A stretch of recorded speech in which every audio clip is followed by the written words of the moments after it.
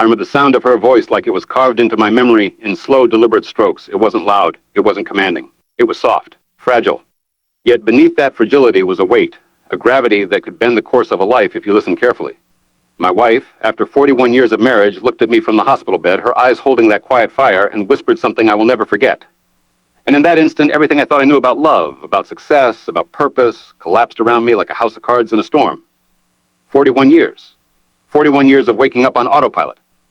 41 years of going through motions without truly living. I had believed I was building a life, a legacy, a fortune. And in truth, I had been building walls.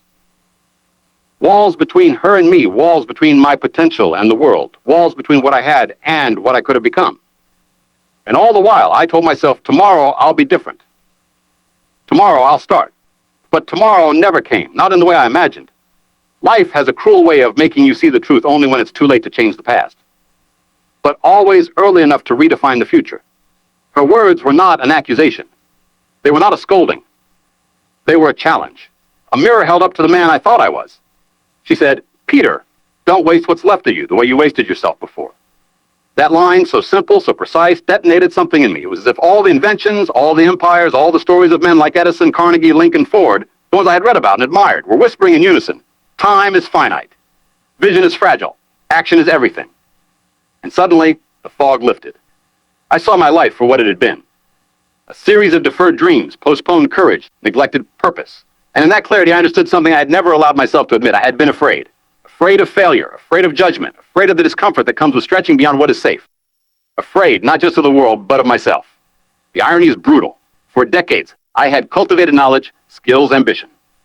But fear had been the gatekeeper I allowed to guard my own destiny. Edison failed 1,000 times before he illuminated the world. Carnegie risked fortunes, reputations, even friends. Ford was mocked relentlessly before revolutionizing industry. And here I was, 41 years, letting fear whisper me into complacency. But fear, as I discovered that day, is only powerful if you obey it. The moment I decided to listen to her words, not as a lament, not as grief, but as a summons, I felt a shift. I could almost feel the walls I had built around my potential beginning to crack. Every regret I had accumulated, every opportunity I had let slip through my fingers, transformed from weight into fuel. I realized that life does not reward the timid, the patient procrastinator, or the man who waits for permission to chase his dreams. Life rewards those who are willing to risk, to act, and to live with an intensity that borders on obsession. So I began to see the pattern, the formula hidden in plain sight, the kind Napoleon Hill would have called the blueprint for human achievement.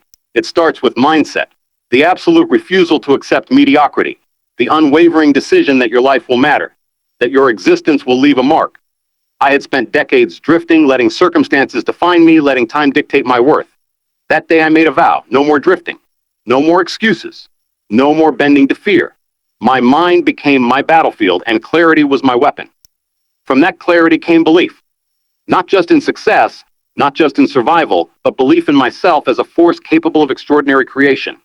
I remembered the stories of men who refused the world's verdict, who turned adversity into art, who transformed failures into stepping stones.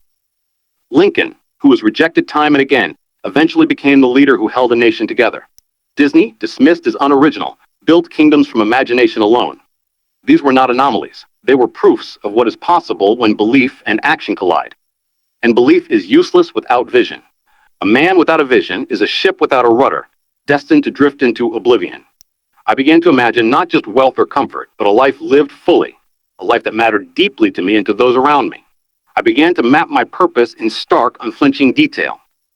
What I wanted to create, whom I wanted to inspire, the legacy I wanted to leave behind. And with vision comes discipline.